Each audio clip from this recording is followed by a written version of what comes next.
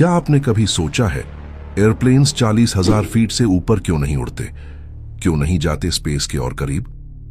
अब साइंस समझिए। फ्लाइट 3 चीजों पर डिपेंड करता है, हवा, लिफ्ट और इंजन परफॉर्मेंस। सबसे पहले हवा की घनत्व।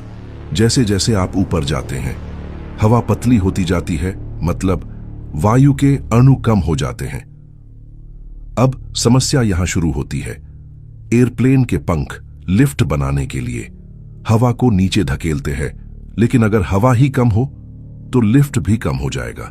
इसलिए एक पॉइंट के बाद पंख पर्याप्त लिफ्ट उत्पन्न नहीं कर पाते। अब दूसरा कारक, इंजन्स। जेट इंजन्स को काम करने के लिए ऑक्सीजन चाहिए। ऊपर जाने पर ऑक्सीजन कम हो जाता है तो इंजन की शक्ति भी गिरने लगती है। यानी ऊपर जाने से इंजन कमजोर और लिफ्ट कम, दोनों चीजें एक साथ संकट बनती हैं। अब आता है सबसे गंभीर अवधारणा, कॉफिन कॉर्नर। यह वो ऊंचाई है जहां न्यूनतम गति यानी स्टॉल स्पीड और अधिकतम सुरक्षित गति दोनों एक दूसरे के बहुत पास आ जाते हैं। मतलब थोड़ा स्लो हुए तो प्लेन स्टॉल, थोड़ा फास्ट हुए तो संरचनात्मक क्षति।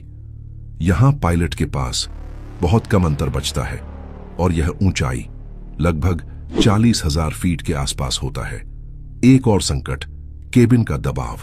विमान के अंदर मानव जीवन बनाए रखने के लिए दबाव बनाया जाता है।